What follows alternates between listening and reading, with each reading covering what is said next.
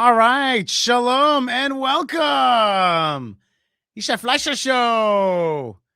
Yes, Yishai Fleischer TV. Going live from the Holy Land. What a schut, what a merit it is to be with you. So great to be with you here from the good land, from the Holy Land with a lot of energy. I feel like we haven't been on for a live for a while. Last week was crazy, and the week before was Hanukkah. And so we haven't been together, and now it is a schut and a merit and an awesomeness to broadcast to the world from this good land. And I started the show early just so everybody could come in and everybody could say hi and tell me what country you're from, some of your blessings. See, Walred Aim says, hi, Yishai, and I say hi right back to you. And I would love to say hi to all of you guys from all over the world. So let me know where you guys are from and send a little blessing. My good friend Yona. Shalom, Yona. Great picture. He says hello. I say hello right back to you, sir. And all the good folks are coming in, for example, from the Pacific Northwest of the USA. Toda rabah. And Las Vegas is coming in. Great. And the Netherlands, my good friends. We have so many good friends in the Netherlands. We have so many good friends in Germany and Portugal and Honolulu and Hawaii and Texas and Kent and Germany and Georgia.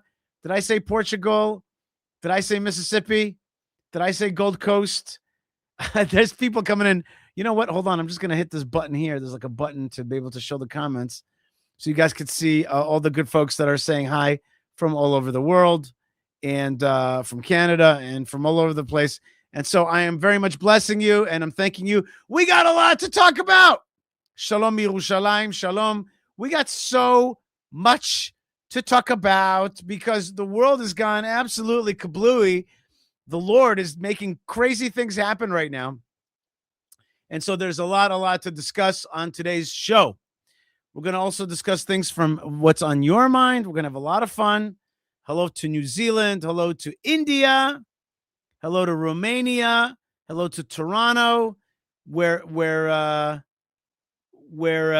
the ugly face of anti-Semitism, but I appreciate your video so much. Privileged to have met Mossab recently. Say hi to him from Evra.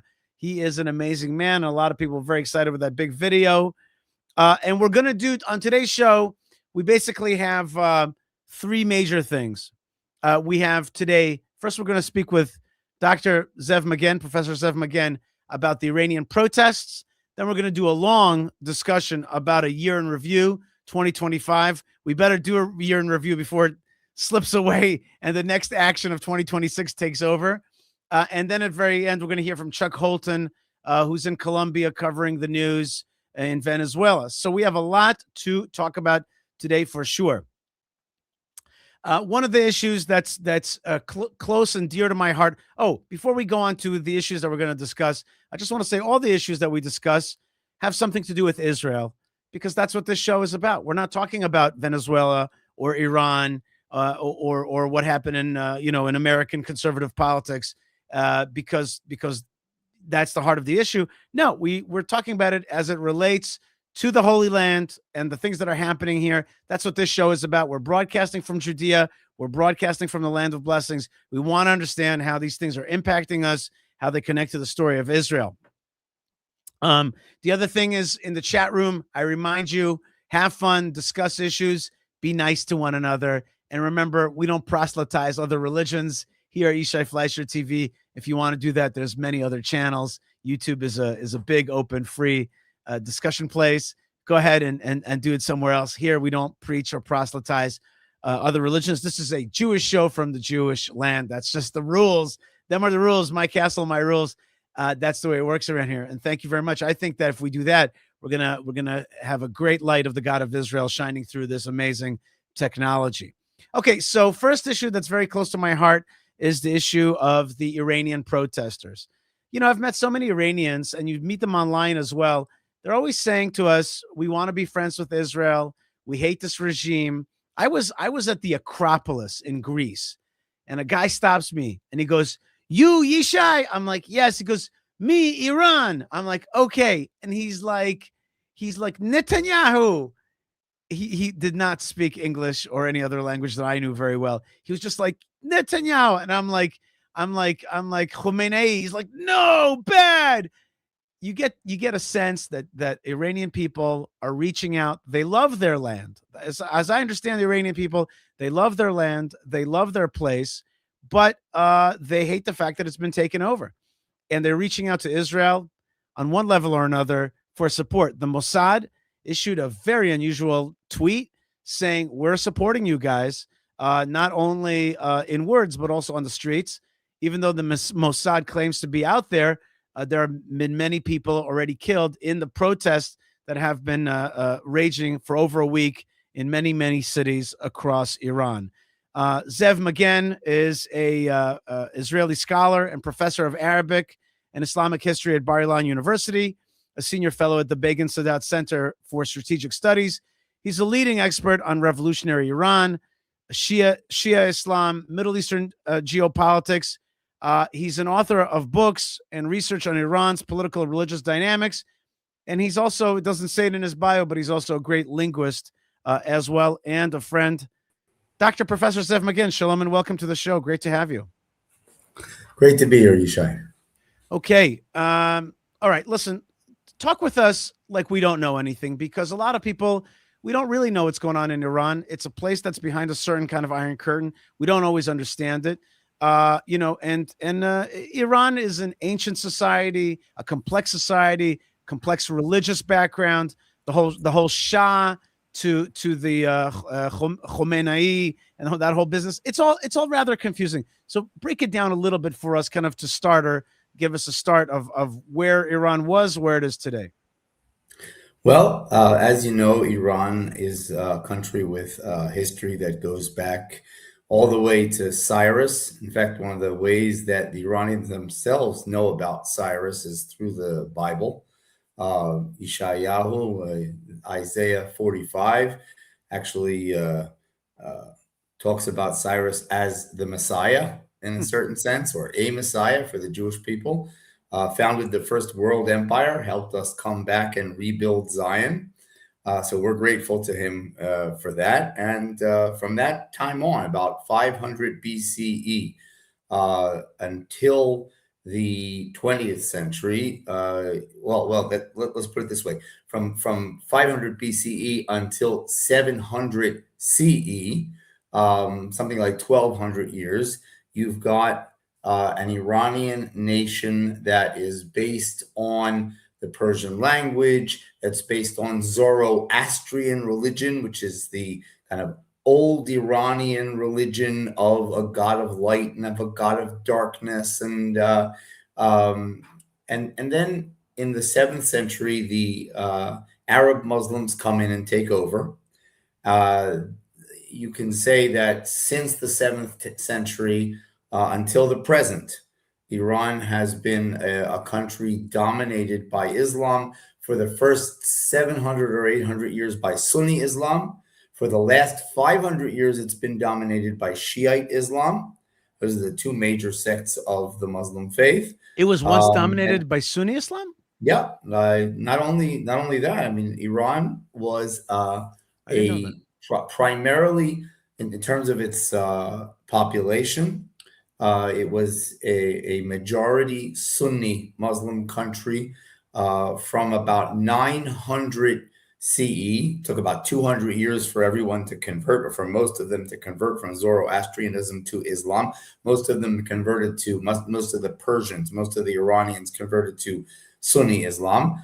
And then all the way down to the beginning of the 16th century, 1500 about. And during that entire time, not only were they Sunni Islams, they contributed more to the development of Sunni Islam than the Arabs themselves. So there is that side. And then in 1500, this 12-year-old kind of mystic Sufi leader adopted Shiism and took over the country with his forces. At the age of what age? 12 years of age, right? You know, he had enough charisma, and I guess feel like an underachiever suddenly. Yeah. some good advisors and a lot of cruelty. They took over the country and they forced the majority of the populace virtually overnight to convert from Sunni Islam to Shiite Islam.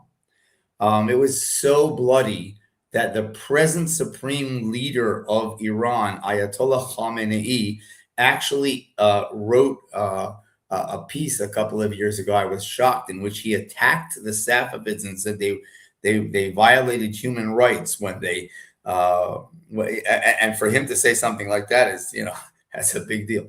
Anyway, so from that time, from 1510 until let's say 1979, Iran is a Shiite country. The Shiism, Shiite Islam is the preeminent official religion of the country. There are no Sunni mosques in Tehran or in any other major cities, only Shiite ones. And in 1979, that wasn't enough for the Shiite Islamists under Khomeini.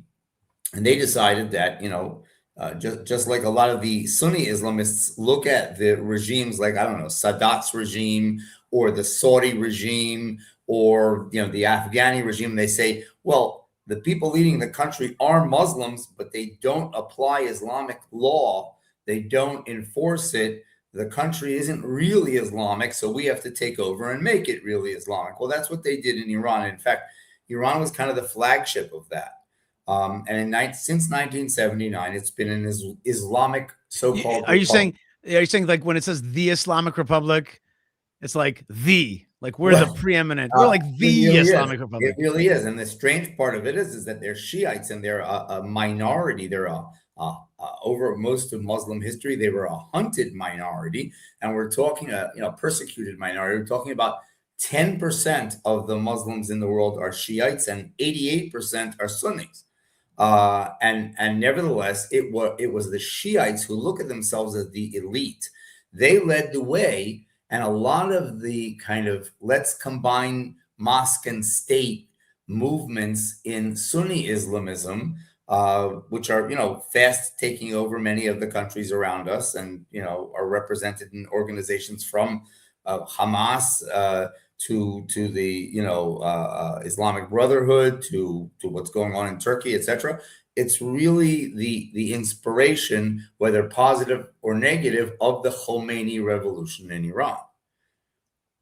Which combined mosque and state in the biggest way. The people running the country in Iran all have turbans on their heads. I've heard in my limited studies of the Islamic Revolution of Iran, there was these cassettes, these tapes, these phone calls. They would play it over the phone. These speeches by this firebrand Khomeini, and it was a popular revolution, right? It was the people. In some ways, Yishai, in some way, you got to give credit where credit is due. In some ways, the Islamic Revolution in Iran under Khomeini in 1979 was the first popular revolution in human history. Because if you look back at revolutions like the Russian Revolution, couple of, I don't know how many Bolsheviks, how many of them running from the Winter Palace to the Kremlin to the, or the French Revolution, a couple of hundred aristocrats on a tennis court. We're talking about millions of people in hundreds of cities across a country that is 79 times the territory of Israel. It's a huge country, okay? And all across this country, there's this unrest and this ferment. It's in many ways the first popular revolution that you can speak of. And it wasn't just because it was Islamic; it was also because they were not happy with the previous regime. Except that one of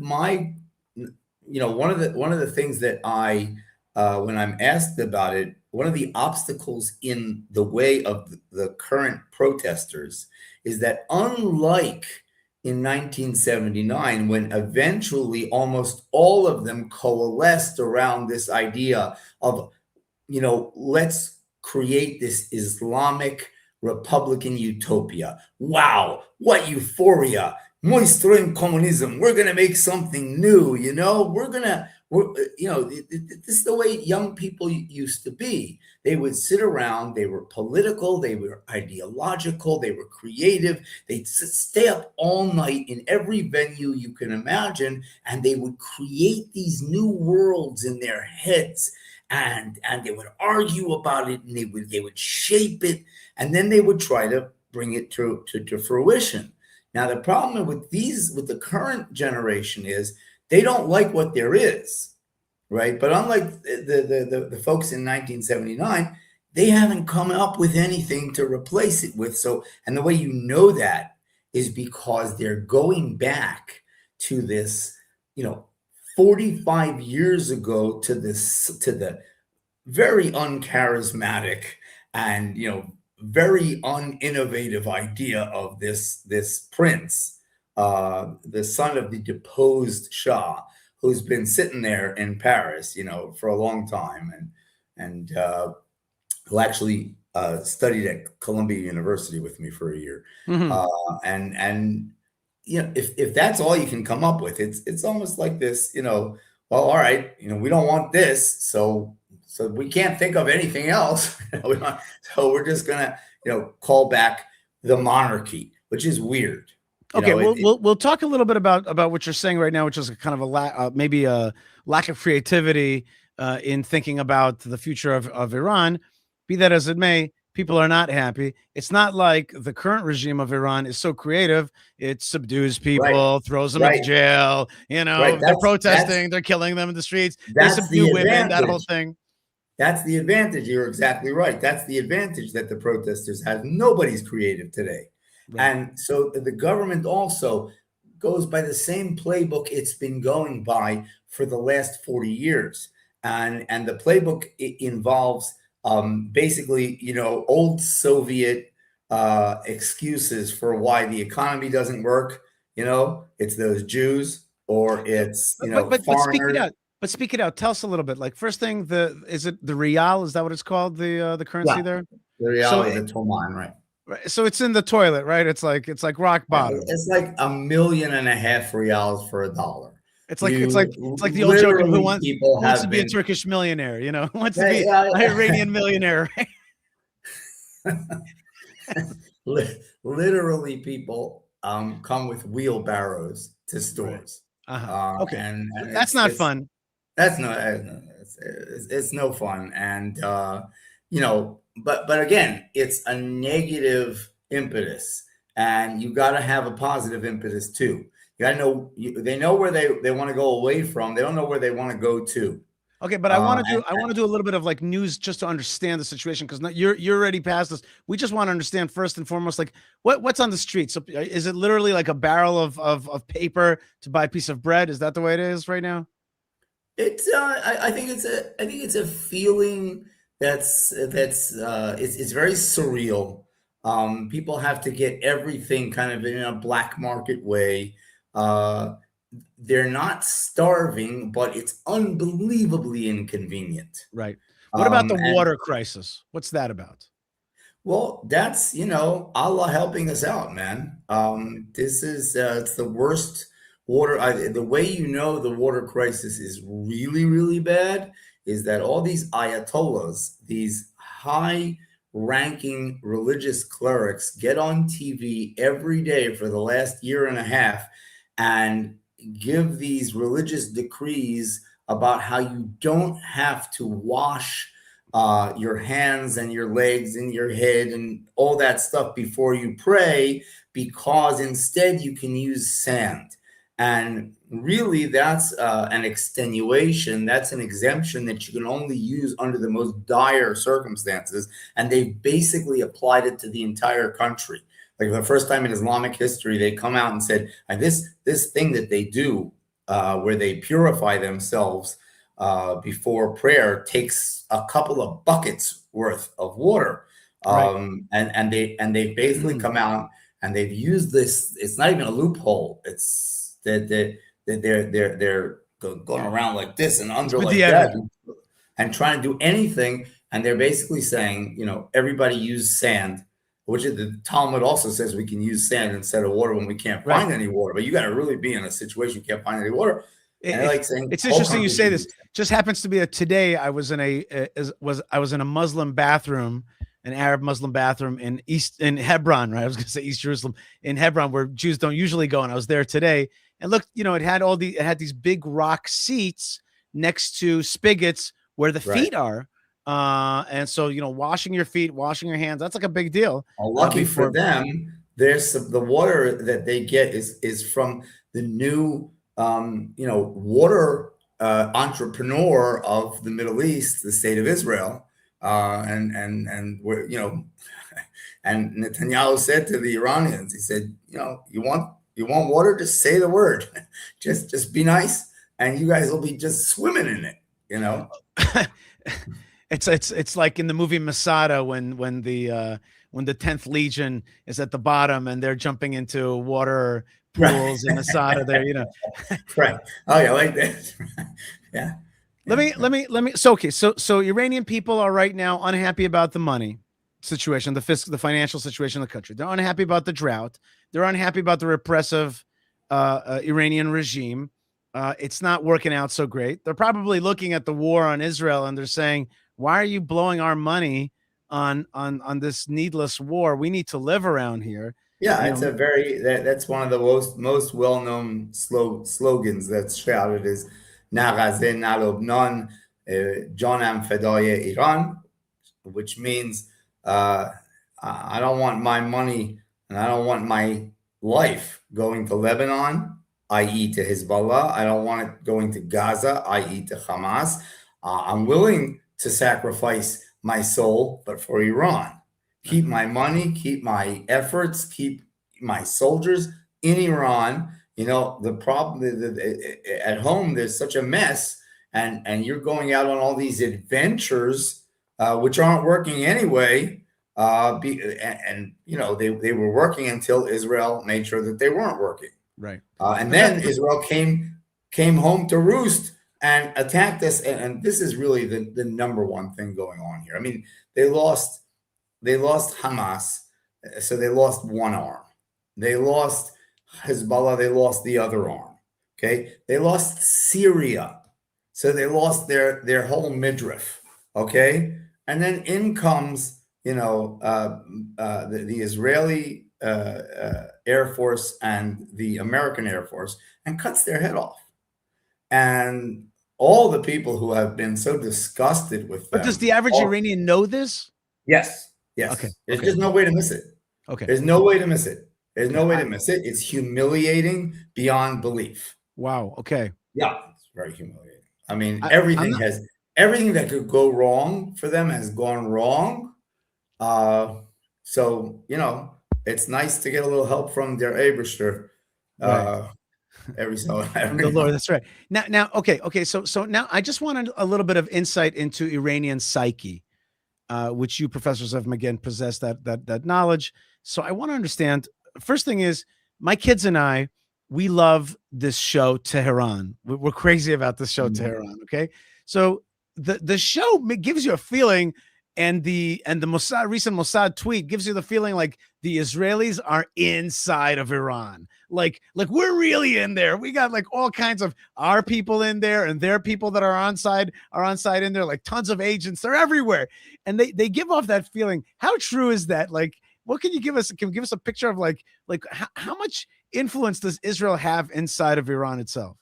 So, first of all, would that we had that much infiltration into Gaza, for instance, right? I mean, what we've been working on in Iran, what the various Israeli defense establishments have been trying to do, the various Israeli intelligence arms have been trying to do in Iran, they've been trying to do ever since Shimon Peres was prime minister way back when, and he started to shift the emphasis from Palestinians to Iran and the Iranian threat. And he has to get credit for starting that. And ever since then, we've been building bridges and connections. We use a lot of the organizations that both inside Iran and on the borders of Iran have been, itching for any opportunity to attack the regime. And there are all types. I mean, there's a lot of people who have a baggage full of hatred and desire for revenge against them. So you mean Iranian people? Iranians who, by the way, many Iranians who were part of the revolutionary cause, and then they had a falling out with Khomeini about a year afterwards, and he executed thousands of them. And whoever got away went over and even joined Saddam Hussein in the 8-year-long Iran-Iraq war. They hated the Islamic Republic so much they joined the Arab Iraqis against their own people just to try to damage that regime. Wow. And that's what we know about the Iranian nuclear project comes from them, because they were inside. They were deep inside. In many ways, if you have heard of the MEK, which is the Mujahideen, they were, in many ways, without them, Khomeini would not have been able to make a revolution.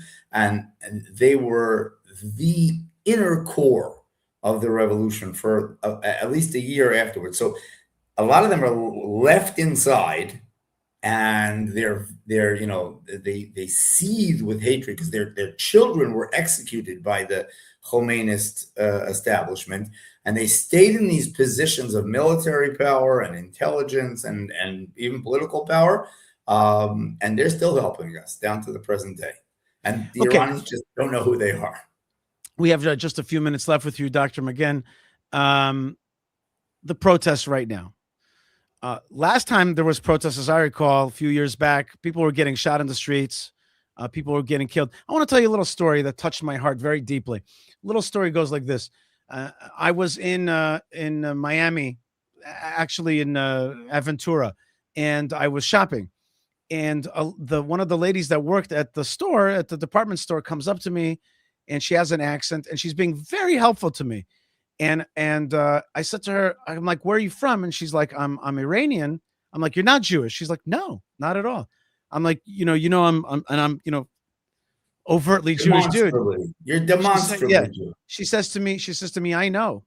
And I know that what you're doing is going to help my people." And then she told me, and she started tearing up. She said, "They take our boys down to the dungeons and they poke their eyes out. And they do horrible things to them, and you have to fight them." It was a very real moment. It was a very human moment. It was she told me, it was a real thing, and she was actually helping me buy a suit so I could wear it in Knesset and that kind of thing. And so these protests, just give me a sense of these protests. What are these people putting on the line? Where do they think that they're going? Is Israel helping them? What's the future of this thing? Is there an overturn in the future? In the future, there's an overturn. In the future, there's regime change. And it'll be a combination of inner protest and frustration, and hopefully a little bit of creativity to think of what comes in place so that they can infect the rest of the populace and the military. Without the military, right? The military is made up of young people who come from the families of, just like in Israel, right? So they don't want to shoot at the protesters. And so the regime has to import Arabs from Lebanon, from Yemen, and from other places, and try to get them to shoot at the protesters. This time, they're not doing that so much. So, once the protesters come up, sit down for some nights, and they come up with an idea, what do we want Iran to look like? And it's not we don't want any Islam in Iran, because if they do that, there's going to be a backlash. There are enough people in Iran who believe deeply in Islam. They don't believe in the Islamic Republic. They don't believe in the Khomeinists and what they've done to distort Islam, but they believe in Islam. And if you start, if these young people start to be these kind of progressive Antifa, kooks, and they start disrobing and all that, that's the end of them. They have to find a combination that allows for a kind of a future-looking Islam that is not at war with the rest of the world. And when they do that, the combined help of the Western powers and Israel will bring about regime change. No question about it. This regime is exhausted. It doesn't have any new ideas.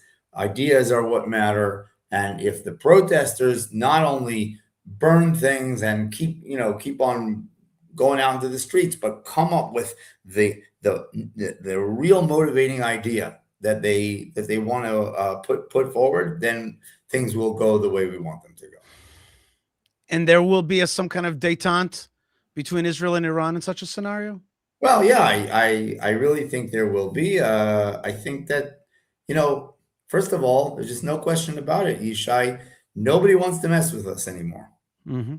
And this is one of with all of the pain and agony and misery that our people has had to go through over the last 2 years to get where we are, and no one can ever diminish that. And, we're going to be dealing with that for years.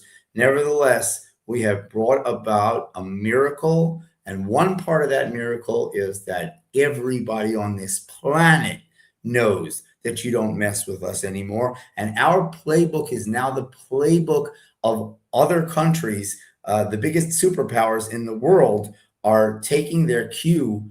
Just look what happened in Venezuela right now. That was just classic Israeli action. I mean, we've taken down the heads of terrorist organizations from all around us. Was something that nobody dared to do before. Well, you go into a sovereign country and kill and kidnap. How dare you do such a thing? We're like, excuse me, we're doing what's right, and anybody's got a heart knows that it's right. And I think that that's going to be the new world order, and that's thanks to us. Yes, no question about it. Professor and Dr. Ze'ev Maghen is an Israeli scholar, professor of Arabic and Islamic history at Bar-Ilan University, senior fellow at Begin Sadat Center for Strategic Studies, leading expert in revolutionary Iran. If you could just before you leave, can you just give us a blessing in Persian and for the Persian people, for the Persian young people, if we can ask you to hear a little bit of Persian, so that any Persians watching, and we do have a lot of times folks from Iran watching, if we could send them a blessing from Israel in their language. Pas خیلی قوی باش. ما امیدواریم که خوب و خوش و خرم و جمهوری اسلامی ایران از بین برود و ایران دوباره کشور بزرگ و دوست صمیمی اسرائیل خواهد بود با امید خدا. And that translates shortly into that I wish for all of the Iranian people that the Islamic Republic will drop into the dustbin of history, and that we will make Iran great again as it once was, and that Iran and the state of Israel will cooperate to make this part of the world a much better place. Amen. Dr. Maghen, thank you so much for being with us. All the best. Yes, and we indeed pray for those protesters and for a future of an amazing Iran. And of course, that's going to be great for Israel as well and for this region. And things are moving. And as Dr. Maghen said, things are in motion, and Israel being strong is a very healthy consciousness. Well, Dr. Maghen mentioned really changes in consciousness vis-a-vis Israel and maybe around the world, and what we just saw with Maduro as well. It's time to look back at 2025. And we got to get to 2025 before 2026 takes all the attention away. There's already so much action in just the few days of 2026. So we got to look back at 2025. And I thought to myself, then there would be nobody better in the world to do this with than Dr. Michael Doran, who is a senior fellow and director of the Middle East Center at the Hudson Institute, who specializes in Middle East security issues and does a great job on YouTube as well with Gadi Taub. He worked in the administration of G.W. Bush and served in the White House as senior director of the National Security Council. That is very serious.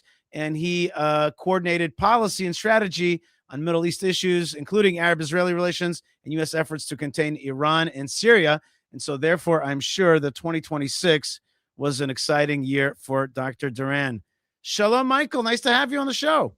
Shalom, Yishai. It's great to be here. Where are we catching you? Are we catching you? Last time I rang you, you were in Morocco, and you were and oftentimes you're found at Uzbekistan and Turkey and other places. Where are you at right now? I'm in my home in Washington, D.C.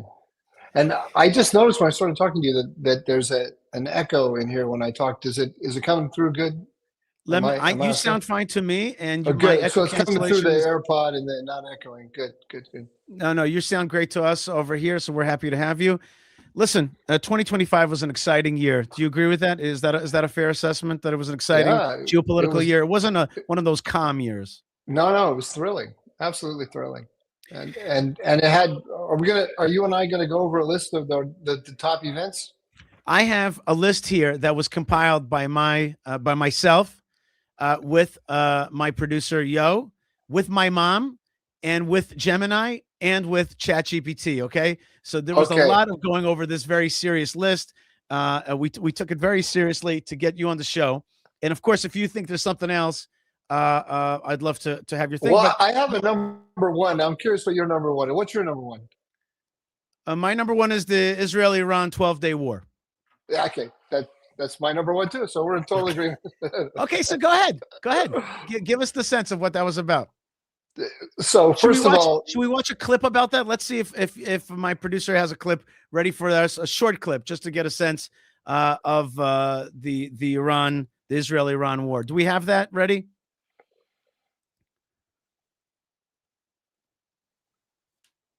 Okay, well, let's keep going, and when that's ready, we'll play it. Go ahead. I just realized that I saw your kippah, and are we not engaging in paganism? Are you not engaging in paganism when you talk about the last year, 2025? Is that not? The answer to that, it's a very fair question, and I have a Jewish technical answer. Good. There are many sources where the sages took the secular year, or the year of whatever was the empire of the time, and said this is now the financial new year. Okay, so people say when I say to people 2025, I'm talking about the fiscal year 2025. I'm not talking about the religious year. That's a very simple answer. Here's the clip. Okay, let's just watch this clip here. I don't hear any sound on this clip, but okay, what we're seeing is we're seeing this big war that took place in Iran, bombing. We saw the B-2 bomber coming in there. Israeli airplanes hitting in the heart of the of those nuclear plant names like Fordo and others that we knew about. So here it is happening. People in the streets saw it. Powerful, attack. And it took a few days for us to find out. Actually, Natanz is one of them. Look, it says our peaceful nuclear facilities have been attacked. Of course, we know that they were not peaceful. Okay, that 12-day attack also hit the SAMs. It hit the nuclear buildup. Here's the famous scene of the lady being hit in the news studio, and then she has to run out of the news studio. That's what it looks like. Okay, and then, of course, there was a major rocketeering into Israel. I was stuck in New York and had to fly in a dangerous flight pattern to get back into Israel. So that was the facts of it. How do you understand it? I understand it largely as an Israeli victory.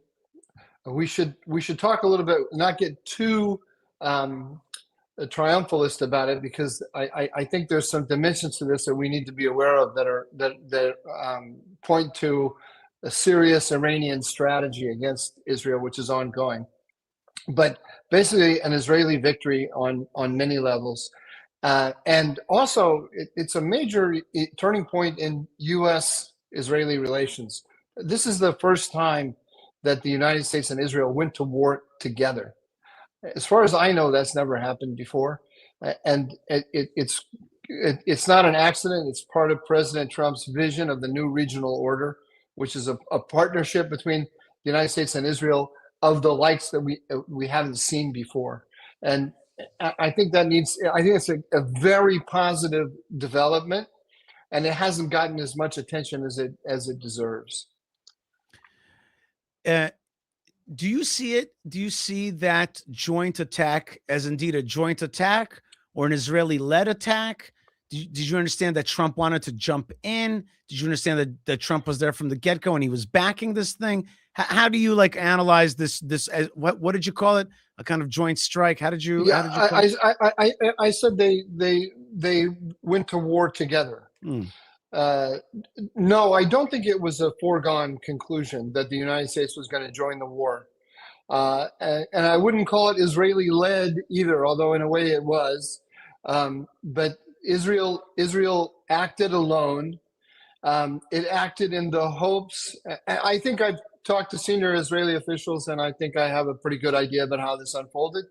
They acted in the hopes that the United States would join in. They didn't hide anything from the United States. The Americans knew they were going to do this, but they did not know until about 4 days in whether the United States was actually going to join or not. And really, it was nothing breeds success like success. Donald Trump saw that it was going to succeed, and he saw that it was going to succeed big time, and he wanted to be part of that. I think also we don't know that. I haven't heard as much from the American side in Trump's thinking. I think Trump also realized that the easiest, least messy way for him to achieve his goal, which is number one goal, which is to make sure that Iran doesn't have a nuclear weapon, was for the United States to take action, because Israel was going to make sure that Iran didn't have nuclear capabilities with or without the United States. But if it did so without the United States, it was going to be a lot longer, a lot messier, and more difficult for Trump to handle than just deciding to go in himself. So I think those were the two major the two major factors that convinced Trump to go in: the success of the Israelis and the fact that Trump can't achieve what he wants in an elegant way unless he took action. Was this part of Trump's China containment policy? I believe so. Yes, I believe so. This is one of the more difficult things to grasp right now, is to what extent China is weighing on Trump's mind, because he was more overtly competitive with China in his first term than he is now, overtly in terms of talking openly and daily about China competition. When his national security strategy came out, by the way, that's another issue that we need to talk about later, is the national security strategy. But I'm going to say basically this. So another item on my list is his national security strategy, which when I first looked at it, I was disappointed. I just skimmed through it, and I didn't see China anywhere. I saw the emphasis on the Western Hemisphere and so on, and I thought that he had kind of forgotten about competition with China. But then I sat down and I read through it twice very carefully, and I think China is in every paragraph and in every sentence. You can't this thing doesn't make sense unless you assume major competition with China for reasons which I can only guess at. I think he just doesn't want to say competition with China every other sentence. But that's what's going on. Okay, but break it down for us. Is it that Iran feeds China energy? Is it that China feeds Iran because it's a striker? It's fighting the West? Are both of those true? Both of those are true, and both of those are the reasons. I mean, 95% of Iran's oil goes to China at reduced prices. But also, China is feeding Iran its ballistic missile program, or helping its ballistic missile program. Mm-hmm. The Israelis in August of 2024. I'm sorry, October, I think, of 2024. Is it August or October? I'm already getting confused.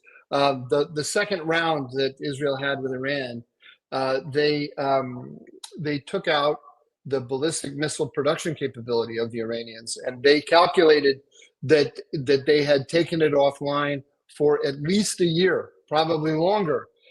That was a miscalculation because the Chinese stepped in and gave provided. I know they gave them that they sold them the technology and the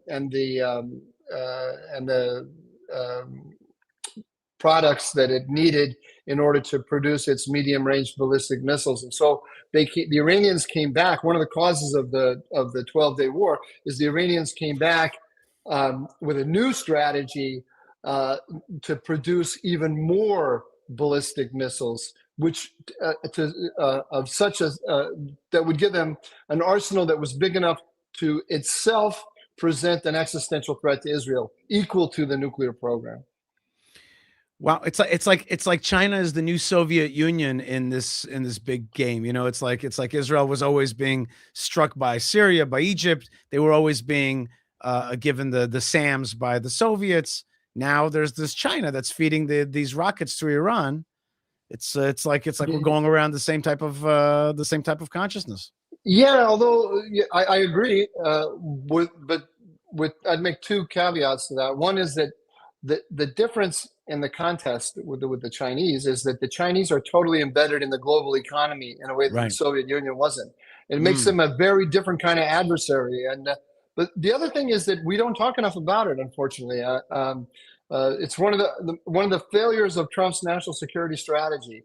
I don't fault them for not putting China in every line. They have the reasons why they don't want to do that, but there needs to be a network of third-party validators of the Trump administration who are explaining how Trump is actually thinking about things. One of the bizarre characteristics that we have today in the Trump administration is that Trump's number one explainer in the MAGA world, MAGA broadcaster, is Tucker Carlson, who's actually fighting Trump on a number of these major issues. He's fighting Trump on Israel. He's fighting Trump on Jews, by the way, too. He's an anti-Semite. So, and that's also that's one of the numbers. So we're going to get to it. That's one of the. That's, okay. That's go ahead. I'm sorry. So go. No, nothing. Sorry. It was the big one. It was definitely the big one. So it makes sense that we talked a lot about that. So Israel, Iran, and it also shook up. It shook up the regional power dynamics. Everything flows from this. Everything that we're seeing today. When I say seeing today, I mean these are other things that might be on our list, but everything that we're seeing, Israeli recognition of Somaliland, the tensions between the Saudis and the Emiratis, the conflict that we're seeing there, the tensions between Israel and Turkey, and so on.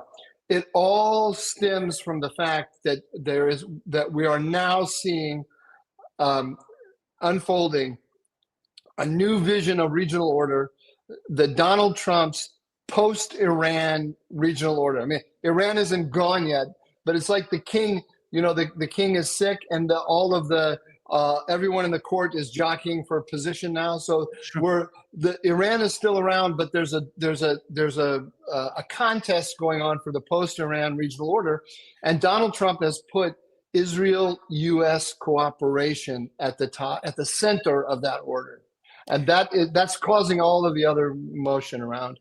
You're saying that Iran is like the sick man of the Middle East. It is the sick man of the Middle East, absolutely. Right, okay.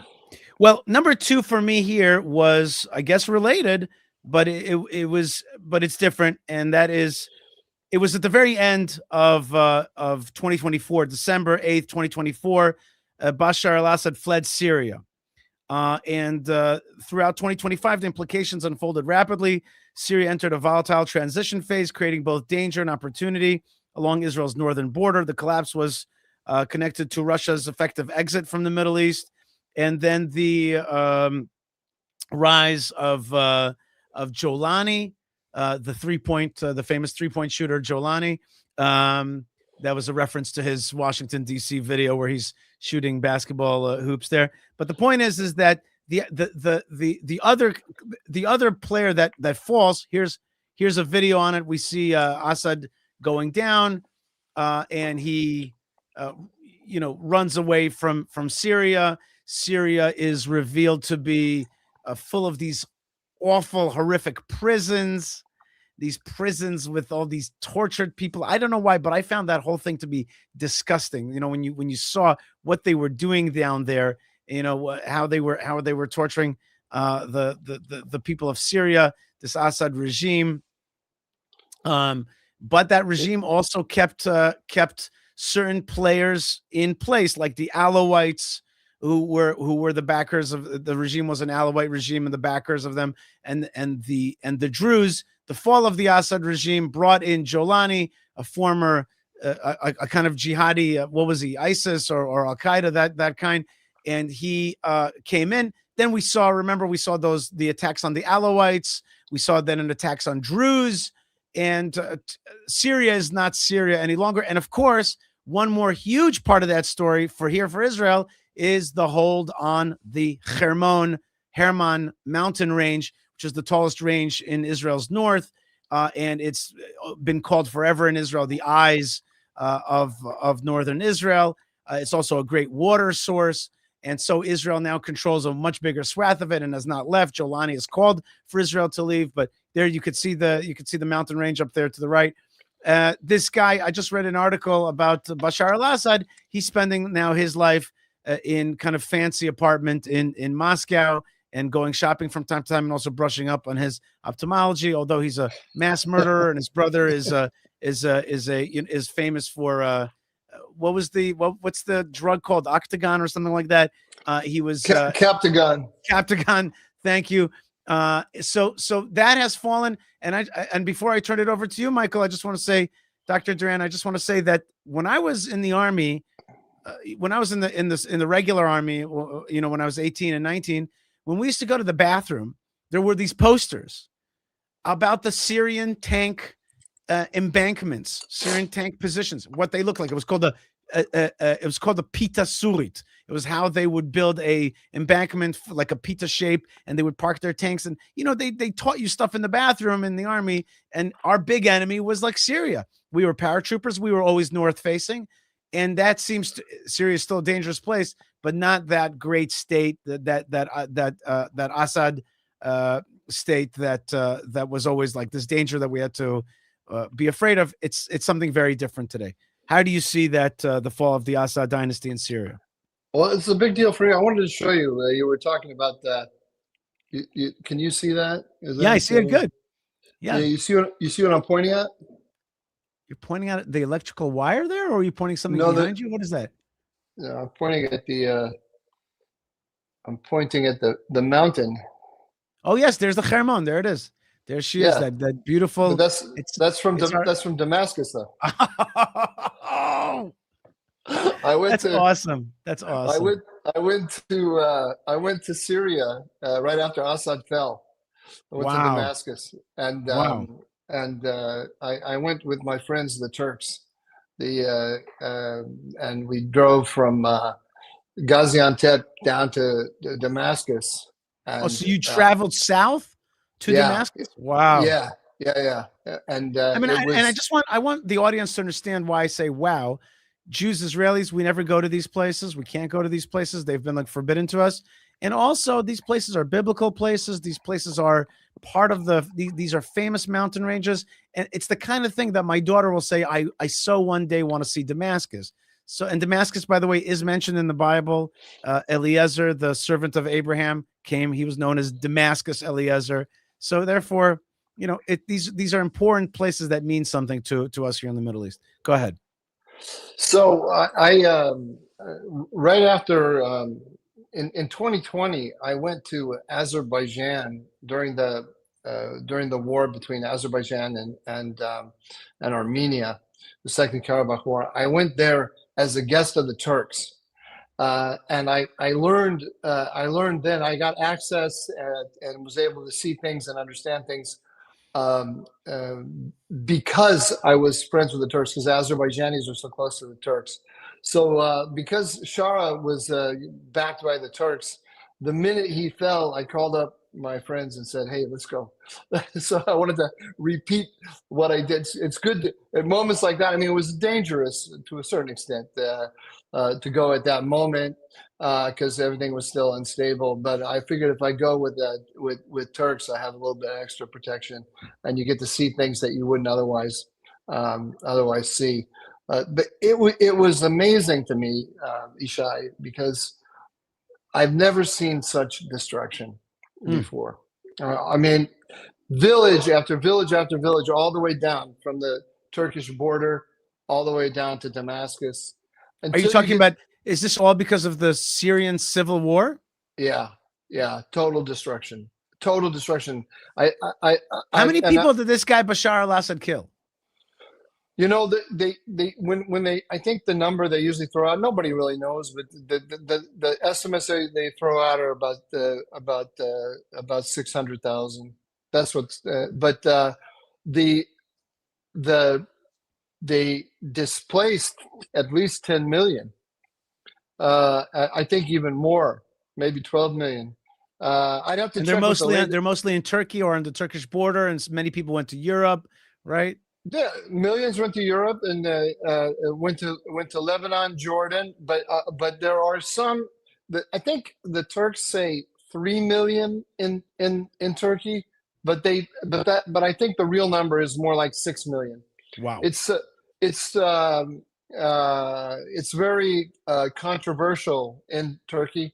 You know, President Erdogan took a principled stance in the election, because the immigration in Turkey is controversial, like it is in Europe and in the United States. And there's an anti-immigrant feeling, anti-Syrian refugee feeling. And he took a principled stance and said, you know, those people are going to stay until they have somewhere to go home to. And so there's a desire. I think the tendency of the government is to downplay the numbers because of the controversy. If you go is it just because of principle, or is it because he also has eyes on Syria and wants to control it, and therefore wants to already have people on his side, and you know, or maybe some other reasons that I don't see? Yeah, like any political calculation, I think there's a number of different calculations going on simultaneously. Look, the Turks created a Syrian army. I mean, there's the Syrian National Army. That the official name of the organization, called the Syrian National Army, is a Turkish created proxy organization, you know, that it used. When I went to Damascus, I had Syrian National Army, a couple guys, it was young kids, really. I mean, they were like 22, 23 years old with pistols, but they escorted us to Damascus. And they're Syrians, but they're Turkish. They're Turkish backed. So in that sense, Syria is in Turkey now in a way that it wasn't historically. Okay, so we have a regime. The regime is I had it written down how old this regime was. I don't see that something took it out. How old was the Assad regime? Is it from the 50s or 60s? From the 50s, I think, right? No, I think the Ba'ath regime. When does that go back to? 66, maybe. I have to go back and brush up. But the Assad regime is really dates from post 67 war. So when did Assad come? Maybe 69. Maybe so we're talking 60. We're talking 50, 60 years. Okay, it's controlling the land. Israel was afraid of it for a long time, and now it's gone. There's like a country that's like it's not there anymore. It's just a country that's not there. This jihadi dude is trying to take it over. Immediately, he's doing jihadi stuff on the Alawites, payback time on the Druze, because it's a different people, different religion, whatever it is. But this is all, of course, on the heels of the Hezbollah fall. The Hezbollah starting up with Israel, getting rocked by the beepers and other attacks. And now they're gone. The anti-Syrian forces in Syria swoop in, realize that this is their moment because Hezbollah is the strongest defender of the Assad regime, and they felt. Now, here's the question: did Netanyahu, Trump, did these people foresee this, or was this an eventuality that was not foreseen? No, they didn't foresee it. I mean, the Israelis the Assad regime was being propped up by you. The Assad regime. I'm sorry. I hate it when I don't know my dates. You know, I'll get you dates. I think we date the Assad regime from 1970. Actually, that's when Assad the father took over. 100% was 1970. But anyway, it doesn't matter. They say Hafez al-Assad was from 71 to 2000. And like you were saying, you were right. And his son Bashar al-Assad from 2000 to 2024. Yeah. Okay, the very end of 24. Yeah. So he takes over after Black September. Anyway. Right. The question that I asked you was, did Netanyahu, Trump, did they know about this? No, they kind of saw it, but they didn't. It happened under Biden, right? Because Israel was attacking the Iranians in Syria, and that escalated during the war after October 7th, and so the regime was increasingly really being propped up by the Russians and the Iranians. The Russians got busy in Ukraine, and then the Israelis hollowed out the Iranians, and Assad's own forces were not even being paid. And so then Shara, with the backing of the Turks, what the Turks wanted to solve their problem in northeast Syria with the PKK, and they had been trying to get the Russians and the Assad regime to negotiate with them seriously about this, and they kept getting stiff-armed. So they supported Shara to go take Aleppo, or part of Aleppo, as a way to shake up the Assad and the Russians to really cut the deal that the Turks wanted in the northeast. But once Shara started to go to Aleppo, the Assad forces just evaporated. They just collapsed. Wow. And so then you're saying even the Turks didn't know that this was going to happen in Toto? Nobody knew. Wow. It was, everyone knew that Assad was weak, and they could see the general dynamic. There was I don't think it's gotten a lot of reporting. There was an initiative. I don't know how seriously the Israelis took it, but there was an initiative. I thought it was stupid myself, to be honest with you. But it was an Israeli Emirati initiative to go and give money to, and backed by some members of the Biden administration, to give money to Assad to pay his forces to sort of buy him away from the Iranians, so that there would be, in this configuration, it would be Russia, UAE, Israel, Assad, to pull Assad away from Iran. And the idea being that he had to keep the relationship with Iran because he didn't have money, and the Iranians were giving him the money to prop up. He needed Hezbollah to be his backer. So the Israelis thought, oh, we'll get the partner that we need to what the Israelis really wanted was no Iranians, and cut the border, cut the Iranian connection in Syria to Hezbollah in Lebanon. So, but this was too clever by half. This is what happens when you have clever Jewish brains and clever Emirati brains getting together and coming up with schemes like this. So they were busy thinking about this possibility, and boom, the Turks came in, and the whole thing fell apart. Wow. Okay. How is Israel 2026 different vis-a-vis the change that happened 25 on the northern border? Well, you mentioned that they've taken the Hermon. Israel has this new doctrine of no monsters on our borders, and they're implementing that in Lebanon, in Gaza, and in Syria simultaneously. Iran is now gone from Syria. That's a huge, huge strategic shift, and that's one of the reasons why. We said the 12-day war was an Israeli victory. What makes it a victory is not just what happened in those 12 days, but that's the culmination of this whole contest. You have to give it to Prime Minister Netanyahu. He understood from moment one that this was not Israel versus Hamas. This is Israel versus Iran, and he managed this unbelievably complex conflict in such a way that it culminated with the Israelis hitting the Iranians, which is where it should have culminated. So that's you have to give him credit for that. Definitely. And Dr. Michael Doran, in many ways, this was what like Netanyahu was born for. I remember 25 years ago when I worked at AIPAC, hearing a speech. I wasn't working there. I was an intern, and I heard a speech by Netanyahu. He was talking all about Iran 25 years ago. This has been on his mind all this time. We know that. We know this has been his like number one issue that he's been preoccupied with. And go ahead.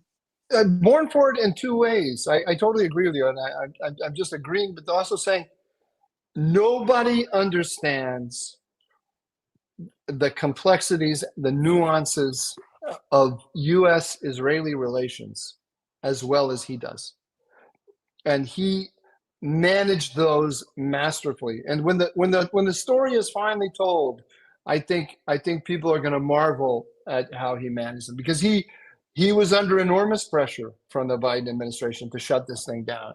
Well, he was very lucky that he had a different president come in just when he needed him. Let's just watch a short video about the return of Israelis to the north, which was really cleared out in the beginning of this war, and the returning of Jews to these places. Let's take a quick look. I've been here since the war began. זה הכפר הלבנוני, זה מיסל ג'בל. משם בעיקר ירו על הקיבוץ את הנ"טים. גל, זה מעביר הרבה אתגרים לומדים תוך כדי.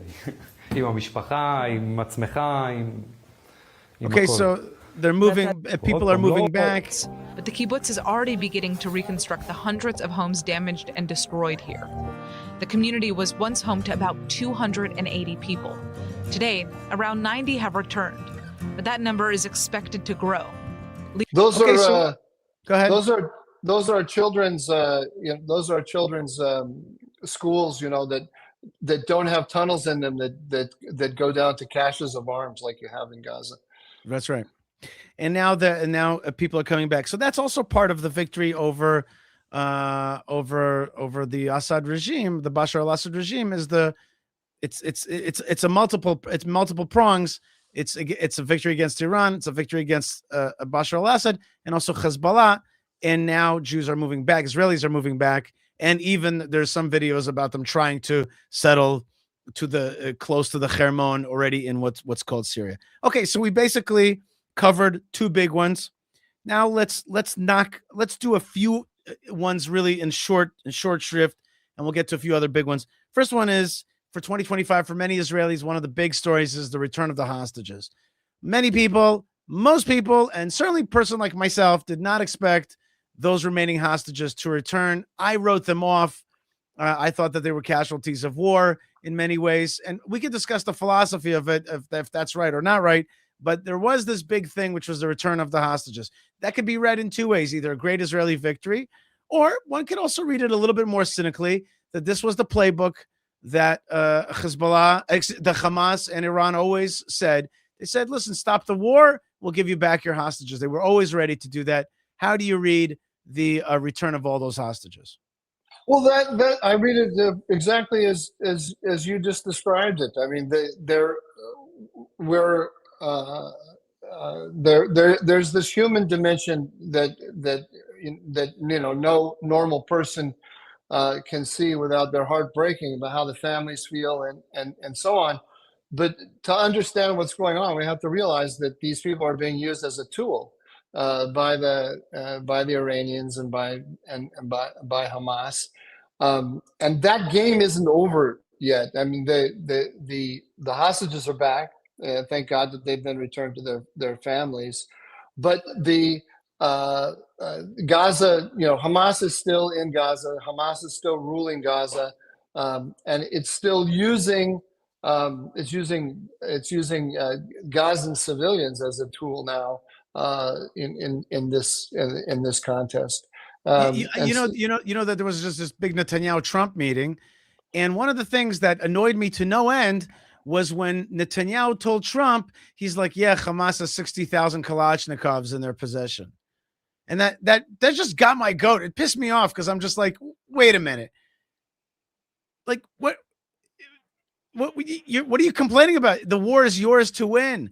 You want to take care of these guys. Now, what did Trump say throughout 2025? He said to him, and I'm skipping now from the hostages to the next point, which is the Gaza transition and ceasefire. Do you remember one of the key moments of 2025? Do you remember when Trump releases on his social media platform, he releases an AI video of this Gaza turned Gaza into Lago? this, but it's like this, it's like south of France. It's the what do you call it? What do you call the south of France? What's the Cannes or the Riviera, Yeah, and Riviera, it's this Riviera, and then there's inappropriate little clips there, and everybody's having fun, and the whole thing is beautiful towers. Remember that? Yeah. First thing, that was a Trump only moment. That was one of those only Trump moments. Okay, where you release an AI video of a crazy fantasy Gaza. I thought it was brilliant. I was like, this is a great moment. I love that stuff. It's just entertaining, but it's also smart. It's like, I want you to visualize a crazy Something alternative different. here. Right. Remember that's cool. But it didn't quite happen. It did not quite happen that way. And Hamas still, as you said, is still in possession of 47% with 60,000 Kalashnikovs, and they're still killing anybody who they deem was what's the word? Associate of Israel, was a conspirator of Israel. They're getting rid of them, and they're still there. And there are Arabs who say, "Look, Israel." There are, like my previous guest was like, all the Arabs around are like, "Wow, you don't mess with Israel." But there are some Arabs who say, "No." Look, I don't totally agree with that, unfortunately. There are Arabs who say it's very important not to get too triumphalist, because there are a lot of people who are still messing with Israel and messing with Jews. Israel remains small and vulnerable. It has outsized talents. It has outsized power, way beyond their typical country of 10 million people. But it's not invulnerable. I was going to say before about the whole Iran thing. The Iranians had a strategy, and they still have a strategy, which was to force Israel to run through all of its interceptors. And that is a Chinese, Russian, Iranian strategy. They know that it's a lot cheaper for them to throw missiles at Israel or at American allies than it is for them to shoot those missiles down. It's very expensive. And we, the United States, we ran through 25% of our THAAD interceptors during the 12-day war. Wow, I did not know that. And 25% of that's our global arsenal, and it takes 5 years to under current replenishment rates, 5 years to build up that 25% again. Wow. So this is this is a serious strategy that the Chinese, Russians, and Iranians have against Israel, against the United States. And it has multiple dimensions, and this Gaza business is part of it. They're trying to wear you down there. And the fact is, I understand your frustration when you said there are 60,000 Kalashnikovs in Gaza. But the Israelis, I'm not talking about every Israeli, but just the Israeli security establishment, it doesn't want to go in and finish the job in Gaza. It doesn't think it's worth it. Right. And that's this. We have to recognize this. That this is that they have a serious argument. I personally don't have a position, but we need to understand their argument is: we go in, we clean it out, but then we have to withdraw. And when we withdraw, they spring back, and then we're in the same position again. So let's just cut out that whole loop, and we'll just manage the conflict as it is right now, rather than go through this whole. We're gonna go in. What does going in and occupying mean? It means completely leveling the Gaza Strip, because you cannot go in and disarm Hamas without going in and taking out all the tunnels. You can't go block by block in every street and protect your own soldiers unless you level the buildings from which they're shooting at you. So it means that occupation of Gaza means they have to level any part that they occupy. Is lots of civilians are going to die, lots of Israeli soldiers are going to die, and there's going to be a lot of condemnation of Israel worldwide for that. So had this war been managed in a different way, where siege was the right way to do it, siege at first, let out anybody who wants to be a non-combatant, find a different place for them, help them be, functional refugees, help them out. Whoever stays in Gaza is a combatant, and fight like that, you would have been in better shape. But we'll have to go back. I agree with you, but I'm reluctant to do Monday morning quarterbacking because the Israeli government was under such pressure from the Biden administration from moment one not to go in at all.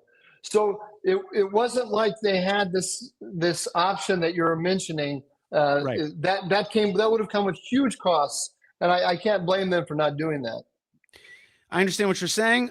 Right now, we're just covering 2025 full analysis about how to fight the Gaza war is to me, the idea that the Gaza is still a dangerous place for Israel, it's sick. And a lot of people here in Israel are like, how to fight in Iran and shut down a whole country over there. You know how to get rid of whole regimes, but you can't deal with the sandbox next door. You've allowed it to be built up like this. Okay, let's go on to, we hit the big ones. The big ones we hit was Iran, Syria, Gaza. Yeah. Okay, those were really the big ones. But then there's these other wars. Okay, there's these other wars. The woke right, the growth of the Tucker Carlson, Candace Owens, the Alex Jones thing. That's on my list very high. I think actually number 2. Yeah. Right. And here's a war where my previous guest, who, as you say, maybe was triumphalist, there is no triumph here. That's for sure. No. I'll get your analysis. And let's not forget the takedown of a strong pro-Israel voice, and definitely a moment in American history, which is the murder of Charlie Kirk, which is somehow tied into this whole story. It is, yeah. I love how anti-Israel folks blame Israel for the murder of Charlie Kirk. When what you had, and I just played a video a few days ago of him speaking in 2019 in Jerusalem, where like, if anything, it's obvious that he was the sane voice, and the loss of Charlie Kirk as a player within the intellectual field of conservatism was a great blow to Israel, and it was in no way a pro-Israel moment. Okay, so not that Israel would have assassinated him in any case, and that's all bunk. But the point is, I'm just like, we in the scheme of conservative talkers and thinkers, which have become more prominent given the fact that social media is a more prominent thing in our time. The screen itself is this very thing that we're doing right now is part of that. As part of creating content of this kind, it's more prominent in the world than ever before. Israel and classic conservatism is definitely, and certainly Israel and Jews are on the run. Tied into that is another story, which is maybe separate or maybe the same, which is the election of Mamdani in New York, also happened in 2025. Go ahead, Dr. Michael Doran. How do you see that that war front of consciousness, of social media, of conservatism in America? Well, there's this contradiction in the Trump administration, a contradiction inside the administration, but also the Trump moment. That I think it is. I think a very sober analysis to say that Trump is the most pro-Israel president that we've ever seen. He says it about himself, and just because he says it about himself doesn't mean it's not true. It's 100% true. Right. And this, like I mentioned at the beginning, the fact that Israel and the United States are going to war together now, thinking about regional order together, this is a big deal. At the same time, at the heart of the MAGA movement is this guy, Tucker Carlson. He's very close to the vice president. He's very close to the president's son. He is at the top of a pyramid of influencers in the MAGA movement. And there's a war going on inside the MAGA movement. Transferring military technology, including. Here he is. Let's hear him. Let's hear Tucker talking about it. 1 second. It's Most people have no idea that's true. It is true. Why is China running the port of Haifa, Israel's biggest port? Really, if they're such a close ally? And of course, the answer is because from Israel's perspective, we're not a close ally. We're a country that has been willing to help them. But when you only have 9 million people and a limited defense budget, you take help where you can get it. So the loyalty is not requited. It's one way.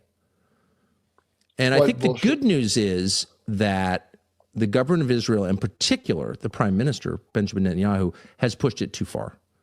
And he did that in part by running around telling people what he thought was true, apparently. I control Donald Trump. I control the United States Congress. I control the United States. He said that to political allies and opponents in his country. He said it to foreign heads of state. Fact.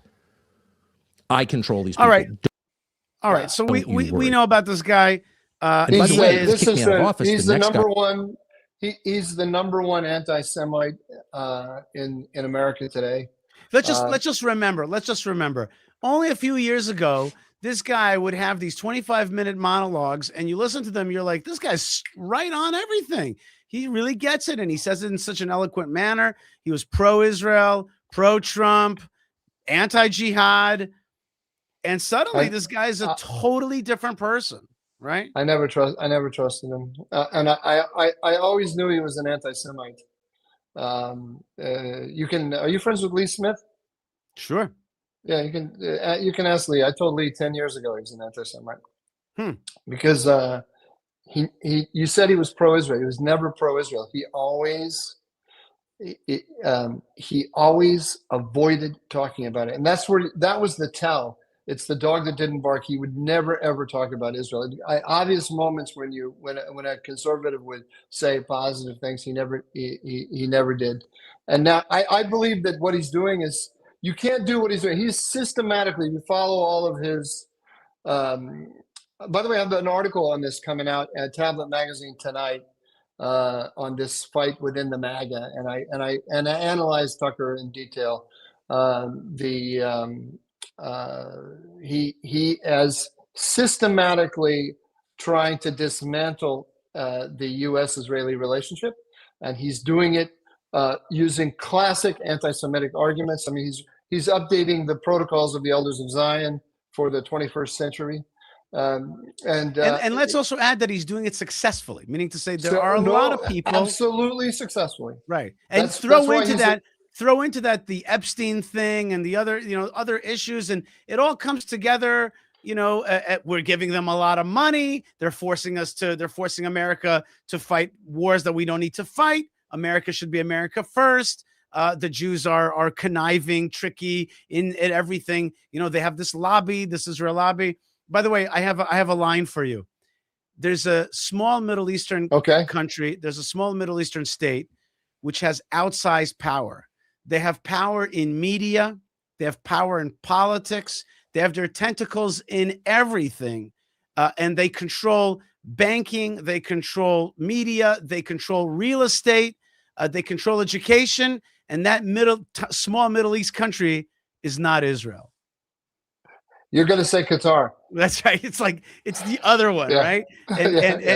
And those guys. I mean, the amount of money that the Israel lobby has paid, done, worked with is nothing compared to the Qatari money in Washington and the Qatari money in New York City, Qatari money in media, Qatari money in academia. It's nothing. The Jewish efforts in that seem to be dwarfed by this massive thing. And a lot of people accuse Tucker Carlson of being Qatarlson and all that kind of thing. I don't think we have to. Maybe he takes money from Qatar, maybe he doesn't. I don't know, but I think, unfortunately, Yishai, when you look at the agenda that he's pursuing and the way he's pursuing it, this is good old-fashioned, homegrown Christian anti-Semitism, or just Gentile anti-Semitism. We don't have to see. I think understanding how it intersects with foreign countries and foreign agendas is very important. But the problem, this rot begins at home, unfortunately. Right. His impact on young people, newer MAGA people is I think well documented, and we have to fight it. We have to fight it tooth and nail because it's extremely dangerous. It's dangerous for the Jews, of course. It's dangerous for America. Tucker. You've seen the clip where Tucker claims that he fought a demon. He was attacked by a demon. Yeah. So we're him and Candace Owens and others. We're talking about people who are literally hunting demons. This is a witch hunt, and when someone with that much power and influence in your culture is hunting demons and is asking you to alter your foreign policy in pursuit of their demons, this is a very dangerous thing. It's not good for our country. This is going to be a huge strategic mistake. The fact is that everything that he says, the truth is 180 degrees out from what he's saying. Israel is the most loyal ally the United States has. Israel is more subordinate to the United States than any other ally with this kind of capabilities. It's not the power. He looks at the small people with outsized powers, which is what Israel is, and he says, therefore, they are actually controlling us. No, because they're small and dependent on us, all of their outsized powers are used by us for our purposes. That's basically the way to see it. I'd rather hear that language be like, okay, Israel is a great ally. You know what I mean? It's not an issue of subordinate, not subordinate. We have joint interests, and we have those interests are against bad guys that want us both out, and we have joint economic interests as well. I'm happy saying that too, but the reality is we are a superpower. We are 330 million people or whatever, the largest economy in the world. And you're a country of 10 million people, incredibly talented people, talented way beyond their numbers and so on. But still, the size is what it is. Very good. What about Zohran? What about Zohran Mamdani? You think that's part of that picture? Yeah, sure. Just before you answer that, just give me 1 second to remind people. I just want to make it a little bit more visceral. I was living in Upper Manhattan in 2001, September 11th, when the downtown area was smoking after the Twin Towers. Not only did they take down those two buildings, but killed thousands of people. We knew who did it, jihadis. There he is. He's being inaugurated, Mamdani. We knew that. According to the best of my ability. So help me God. So help me God. Congratulations, Mr. Mayor. Okay, when he says, so help me God, he was swearing on a Quran. And it's not that I have a problem with Muslims. I have a problem with jihadis. And he is, he's an anti-Israel. He has made many statements, anti-Netanyahu, anti-Israel, anti-Aliyah, he's literally anti the state of Israel, right? And this guy, he's certainly also, he's what I call Obama 2.0. He's both a jihadi and a communist. He's like a better version of, even cuter, even a better talker than Obama. He's like a better Obama. He's like perfect. And this guy is coming into the biggest Jewish community in the world outside of the land of Israel. And this has been a sea change for this city, which in many ways is like, you could say the US is powered by New York City. Or at least a big element of it. Now this city, which only 20 years ago was attacked by the jihad, is electing a jihad. Well, that's a victory for the other side, is it not? I see it slightly different than you. I'm as alarmed as you are, as disturbed as you are. But I think the comparison that you made that is most apt is him and Obama, because I don't look at him and see a jihadi. I look at him and I see an American progressive with a progressive, transnational progressive worldview which is based on third worldism, this ideology of third worldism. My colleague at the Hudson Institute, Ze'ev Maghen, wrote a great article published in the Free Press about we need to understand Mamdani's worldview is third worldism. This is an identifiable ideology. It's very easily identifiable because it's what our universities have been teaching our young people for the last 30 years. And this is the problem. The Jews today are taking it in the neck simultaneously from the Tucker Carlson right and from the university generated third worldist worldview.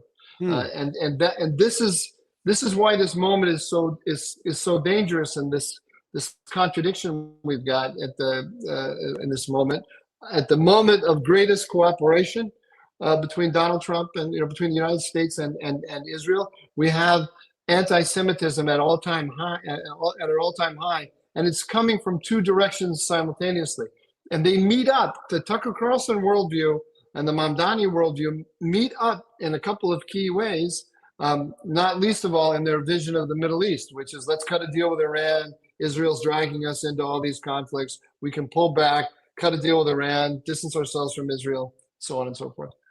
So if we break down the stuff that we talked about 2025, the first half what we were talking about is a lot of Israeli victory. Right, victory via Iran, Syria, Gaza, maybe even somewhat containment of Houthis, and Somaliland is probably a story of containment of Houthis and control of the Red Sea lane down there from the Mandel-Bab Strait and all that. Okay, so victories, strengths, and then when it comes to American consciousness, global consciousness, TikTok consciousness, Tucker, Candace, Mamdani, like there's been a lot of losses for Israel. Oh, not to mention Sydney, Australia, what happened there, which was obviously a sign that liberal countries, the British Isle countries, the British, the countries that were born out of Britain, which is Britain itself, Canada, Australia, and even the U.S. have anybody who had a liberal tendency has gone to progressive, gone to pro-jihad tendencies. And so Israel is, if you ask the global consciousness of the world, Israel is not a big winner right now. It's not a great looking state. Its legitimacy is eroded. Yeah, absolutely. And we have to fight. We have to fight. And again, it's the same thing I was saying before. What we're fighting for, I say as a Gentile American, the fight isn't for the Jews. Of course, it is. That's part of it. The fight is for us. Right? If we define third worldism as the ideology of the United States, then we are going to be the big losers, and we're going to be big losers in the end. Anybody who's serious knows that anti-Semitism is a type of barometer. It's not about the Jews. It's about the health of the internal health of that society. Exactly. Lastly, there was one more thing. I don't know if this is up your alley, but it is very important to me. There was one more big change in 2025, and that was on the Temple Mount in Jerusalem. The Temple Mount became much more accessible, and there was more. Not on my list. Not on my list at all. I wasn't even aware of that. Oh yes. The onset of Ben-Gvir has visited the Al-Aqsa Mosque compound in Jerusalem. This is about Ben-Gvir going to the Temple Mount. He prayed there and also called for Israel's sovereignty of the Gaza Strip. This is a violation of a decades-old arrangement covering one of the most sensitive sites in the Middle East. Online pictures show Itamar Ben-Gvir, who has been sanctioned by the UK government, appearing to lead Jewish prayers at the compound with Israeli settlers, and the compound itself is known by Jews as the Temple Mount. All right, so there's been a change on the Temple Mount, and I can tell you, my mom, by the way, goes to the Temple Mount once a week at least. And there's something that never happened on the Temple Mount for hundreds, maybe thousands of years, and that is full protestation, full bowing down of Jews in prayer at the Temple Mount. It's been a big change for those of us who have those feelings and feel a closeness to the temple consciousness in Jerusalem. That has been a big change in 2025. That really, she's right. The status quo has changed. I don't like to apply the word status quo when it comes to Israel. To me, the advent of a Jewish state in the land of Israel after 2,000 years of exile is anything but status quo. So the word status quo is not something that I think is pertinent. but that was one of the big changes in 2025. I wasn't tracking that. We'll have to, you and I, sometime we'll have to sit down and talk about this one-on-one, because when I see that, I get nervous, to be honest with you. No doubt. I can understand that. I can certainly understand that. I want, I want harmony among the nations, among the religions. And remember, Michael Doran, Dr. Michael Doran, that the house of prayer is supposed to be a house of prayer for all nations, as it says on at Isaiah. So I can understand that it is a place of tension, but it's also a place that actually wants to bring peace to the world.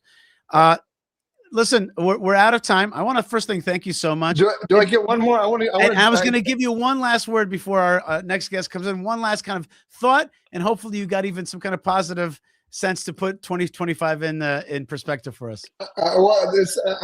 My thing isn't really a positive thing or a negative thing. I just wanted to say the other event. Do you remember you probably don't remember, you're too young. All the jokes about Franco. Hey, did you hear the news about Franco, the dictator of Spain? And the punchline is he's still dead. And there was a joke because he was on his last legs forever, and then he died, and then the joke was, he's still dead. But I think we need to, in that kind of spirit, we need to talk about the Netanyahu trial.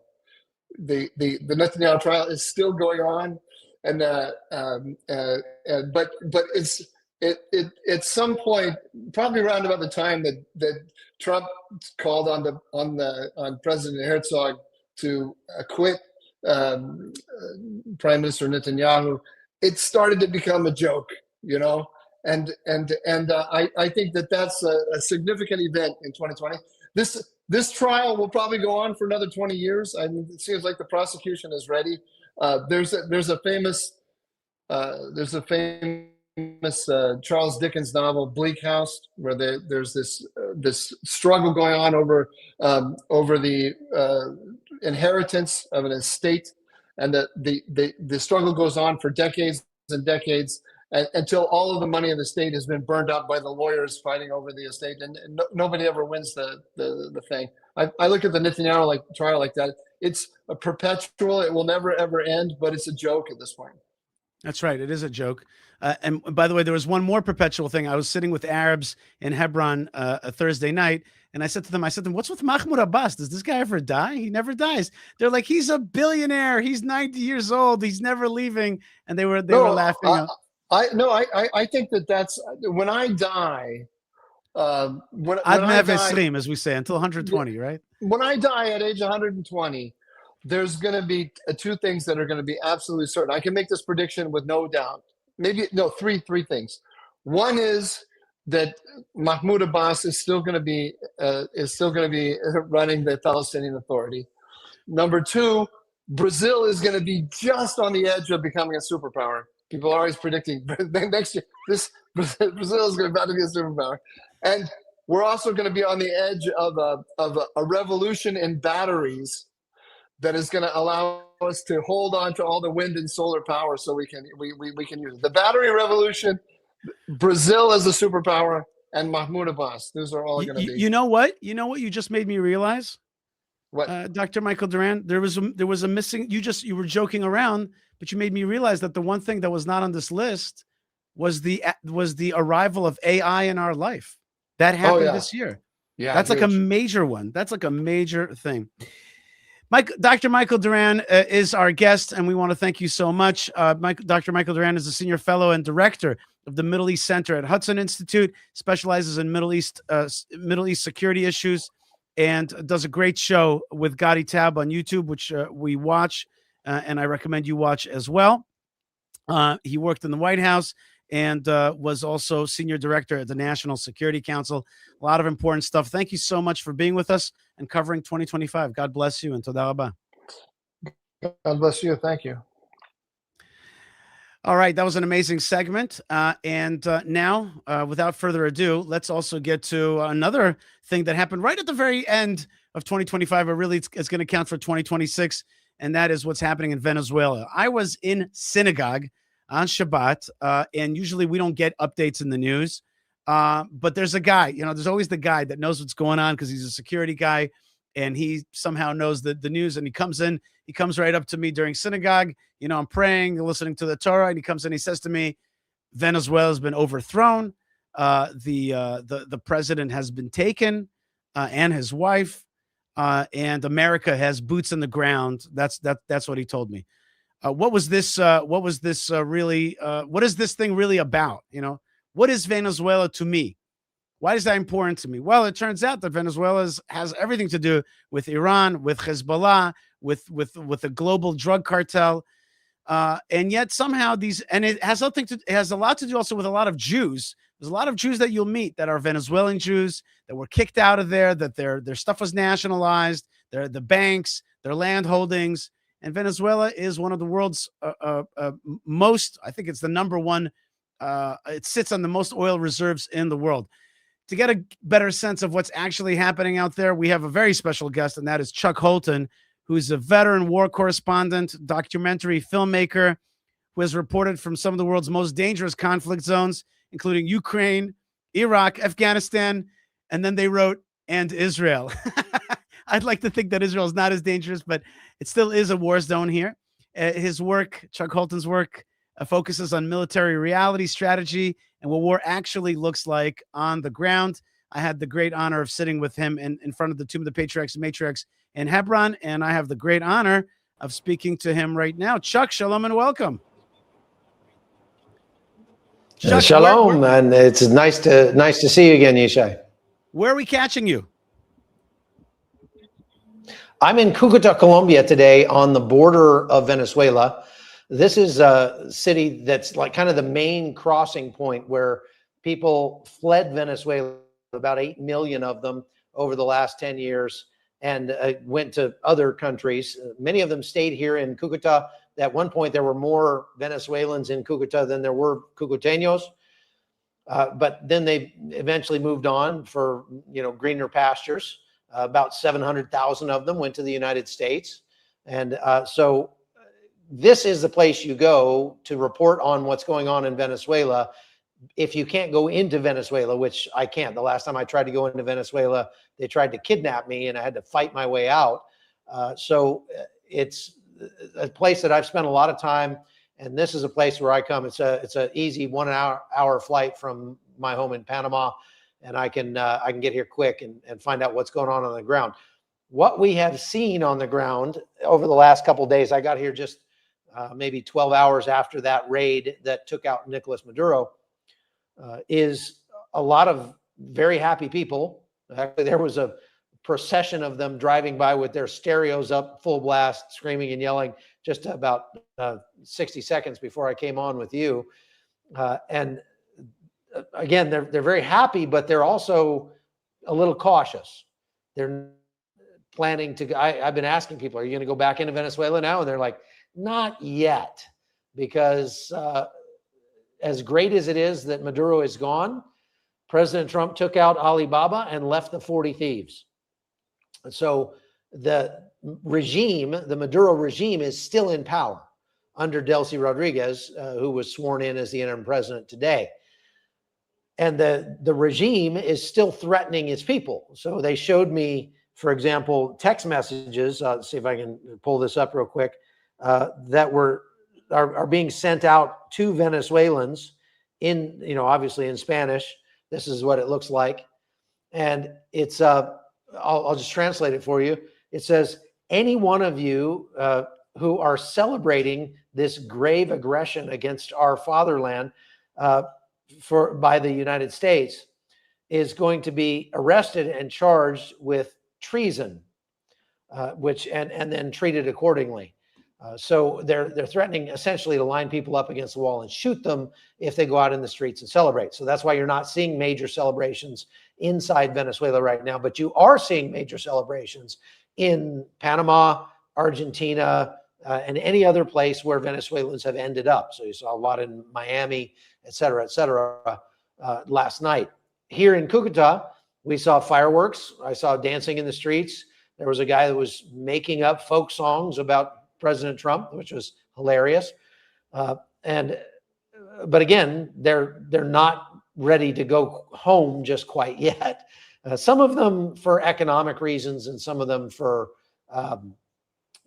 patriotic reasons are not going to go back.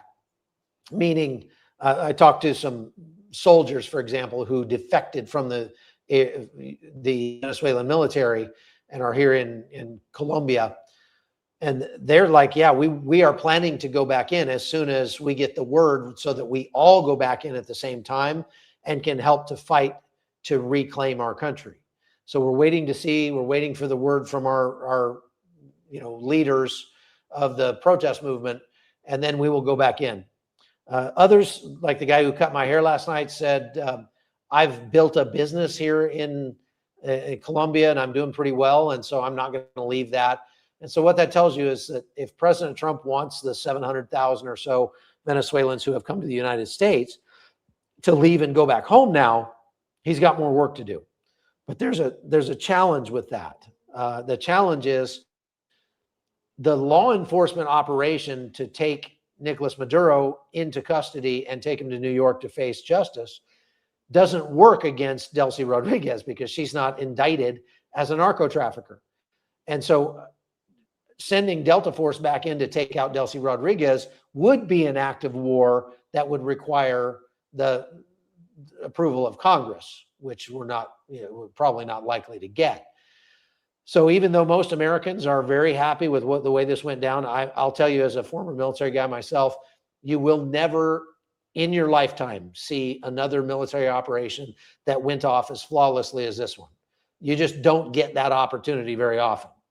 And so kudos to the guys that went in. Kudos to President Trump for really having the stones to actually send them into harm's way. There were a lot of U.S. troops in harm's way the other night.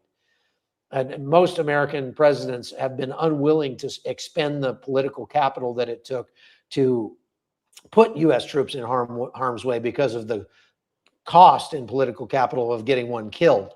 But President Trump actually was willing to do so, and those guys performed flawlessly. And I'll just tell you from a perspective of a soldier, that's what you sign up for. You want to go do bad things to bad people. You want to take out the bad guys and help the good guys. And so for a limp-wristed president like President Biden, for example, who would have likely not done this, not put troops in harm's way, you're taking a bunch of meat eaters, the guys that signed up to do things like this, and you're telling them that they have to eat cabbage for the rest of their career. And that is why our recruiting was so abysmal during the Biden administration and has rebounded amazingly since President Trump took office. Now, guys know if you join the U.S. military, you might actually get the chance at the Super Bowl to go to combat. And guys like me, that's what when you're young, that's what you want to do. You want to go to combat and prove yourself. Maybe they should go to Israel and sign up for the IDF. They'd get a much better chance of seeing combat most likely over there. You get a good chance to see it for sure. Okay, so speaking of Israel, the language that the Israelis used after the Maduro capture and extradition, whatever you want to call it, the taking him out, the language that people on the street here were using was, this was a message to Iran. Boy, was this a big message to Iran. That's the way people analyzed the Maduro operation here.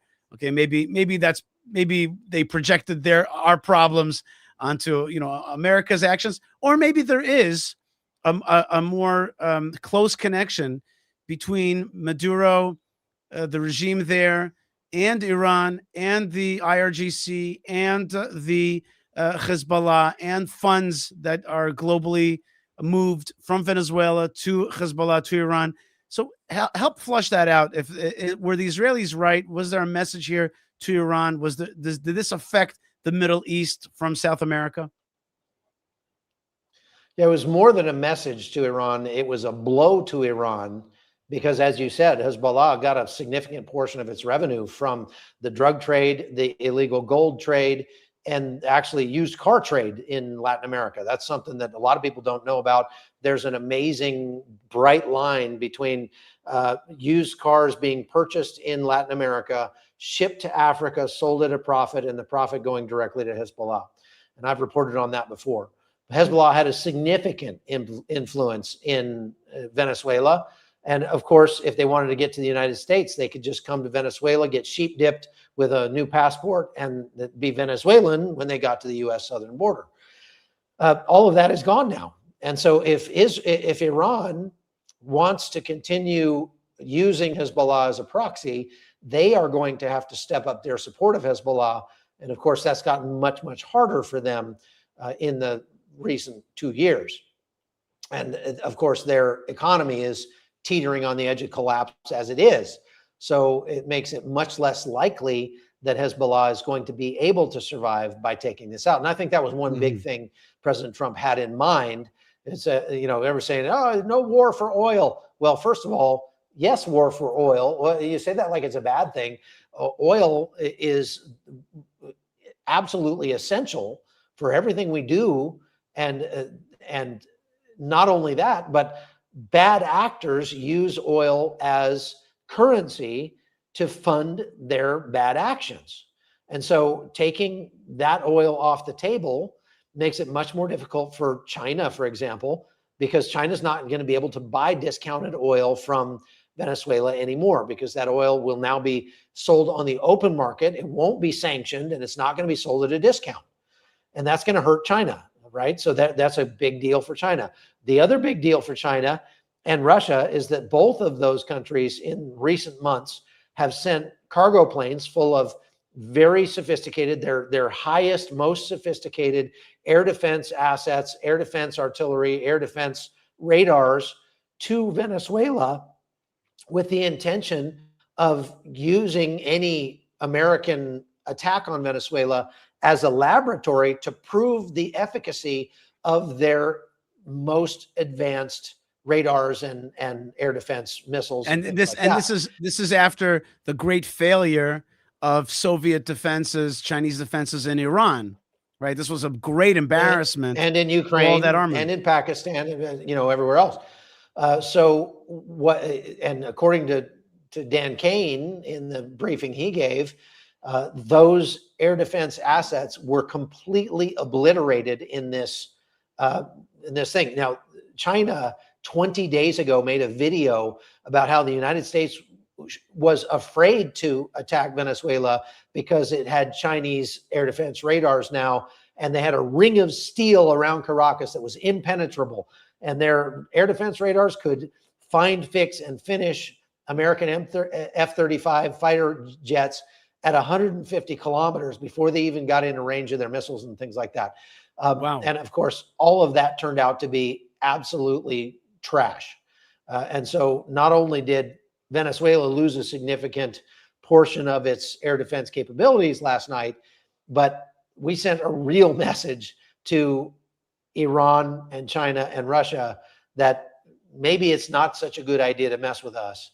And China especially, if let's say that it had gone differently last night, and a bunch of F-35s got shot down, a bunch of Americans got killed, the helicopters all got shot down, all that sort of thing. If it had all gone wrong, that would have been a huge boost for China and made it much more likely that they would make a move on Taiwan sooner rather than later. But because it went so poorly for them, it's now much less likely that China is going to make a move on Taiwan sooner rather than later. They still might do it, but now they know their assets are no match at all for American technology.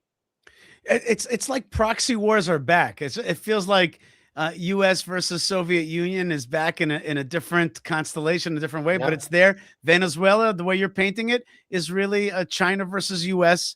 Battle there. And there's the other players: Russia, Iran, North Korea is probably part of it. So we know that axis. That's pretty incredible.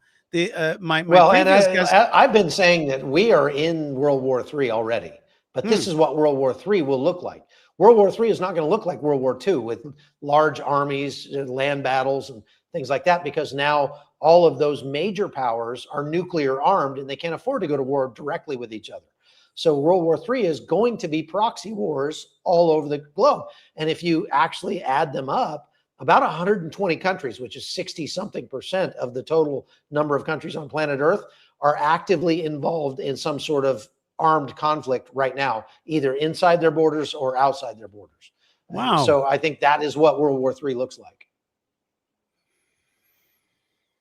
Okay, some people here in Israel complain that Prime Minister Netanyahu, while was effective in some ways versus Iran, and in some ways versus Syria and Hezbollah and in Gaza, he still left the bad guys intact.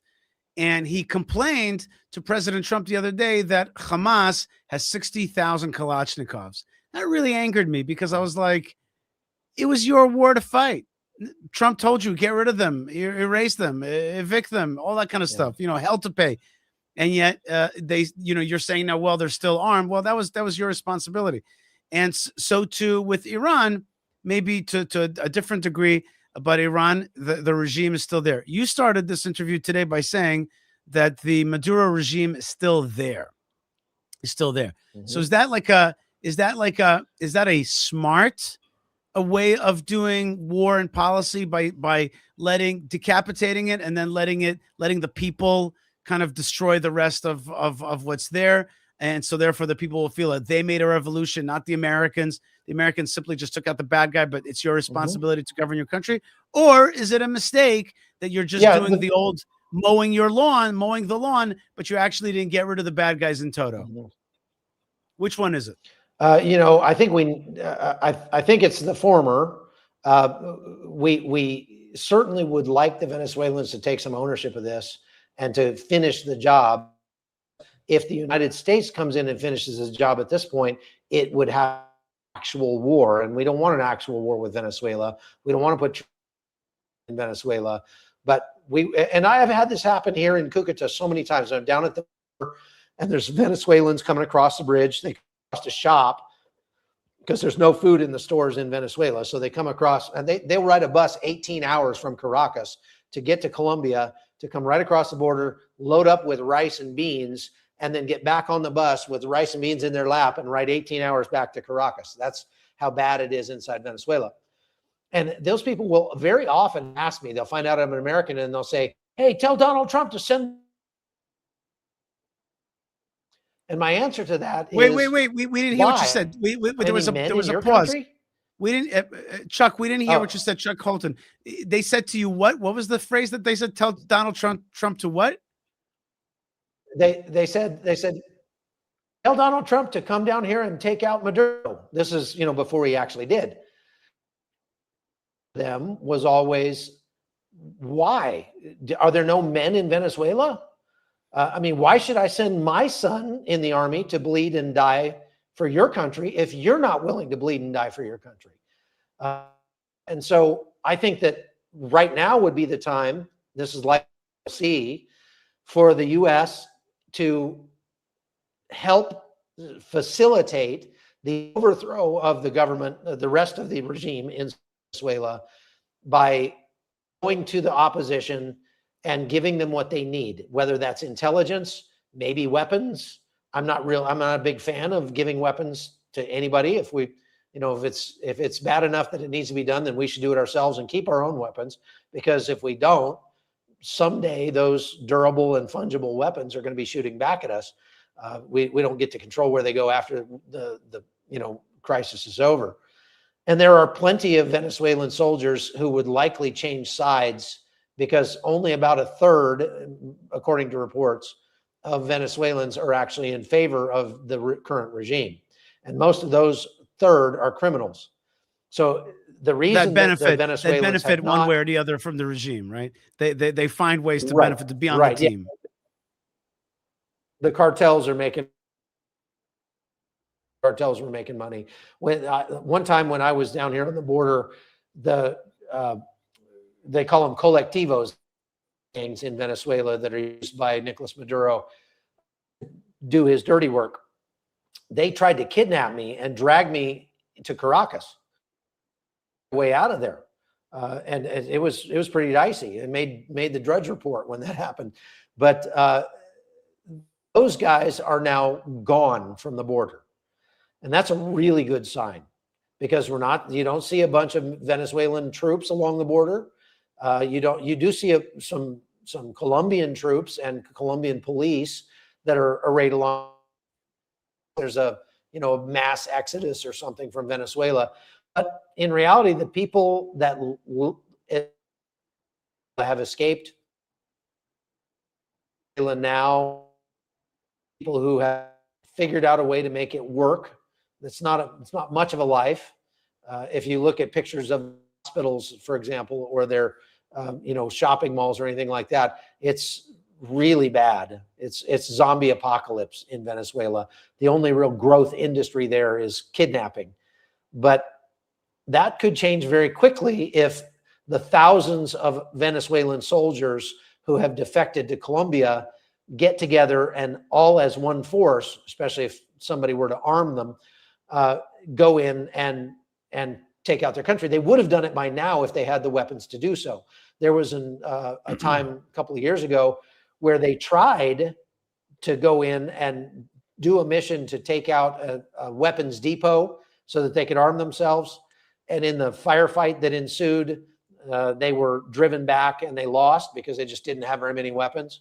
A guy that I interviewed was shot in the leg and captured, and they were going to execute him.